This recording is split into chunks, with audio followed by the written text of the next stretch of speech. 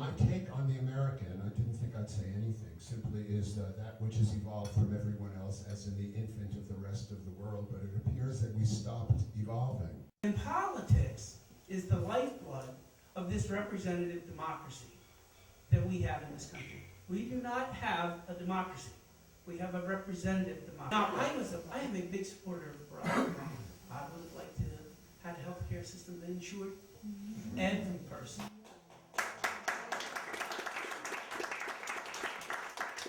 We did not get that. But are we better now for Obamacare than we were without it? You're damn right we are.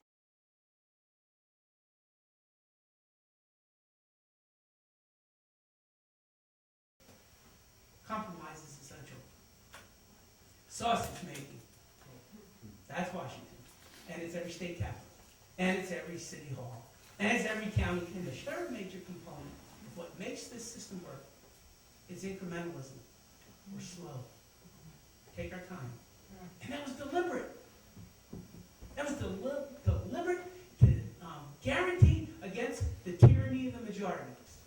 The importance is we've got to recognize that we're in a crisis.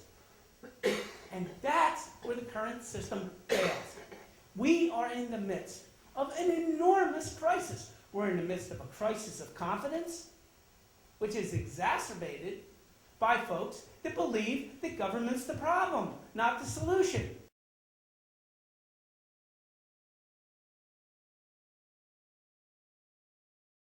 The biggest difference is at the level of earnest communication and respectful exchange is abandoned. Yeah, and what that has a tendency to do is to stop everything in its tracks. Because if you can't reach across the aisle and say, we will agree to disagree, but we'll work something out.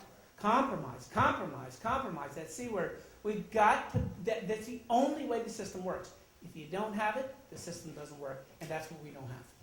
And what do you think is the most pressing issue facing us today? And that is survival of the species. And survival of the species is all about climate change.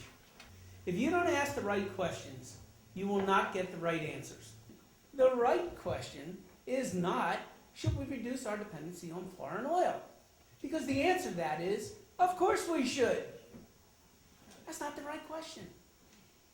The right question is, should we wean ourselves off of our dependence on fossil fuels?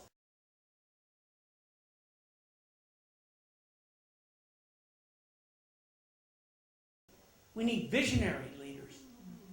We need leaders with wisdom. Carter went before the nation in 1977 and said, we have got to learn to sacrifice, and that our energy problem was the moral equivalent of war.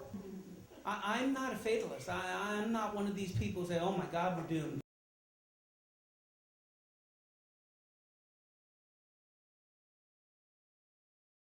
First one, we have to place a value on public service. Two, focus mainly on long-term issues and long-term problems. We've got to replace public interest for special interest. We've got to focus on statesmanship versus leadership. We've got to go back to the notion that government can work.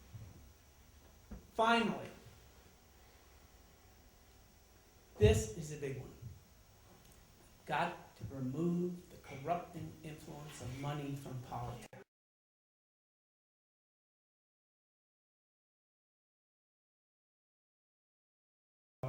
Is this a partisan issue? Is it a Republican only? Are the bad guys?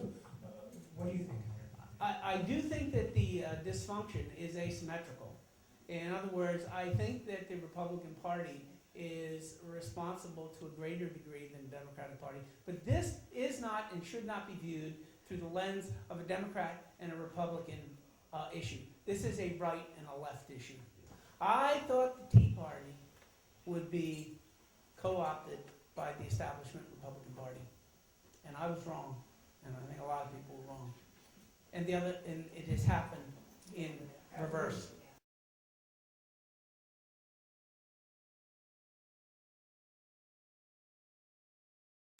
And I read Eisenhower's farewell address in 1961, which was given 3 days before John Kennedy's inaugural address. Folks, if you read his farewell address and put it in today's context, you think he's a flaming liberal. What happened to that Republican You can fix anything by Party? my proposition is you can fix anything by asking the right questions and demanding the right answers.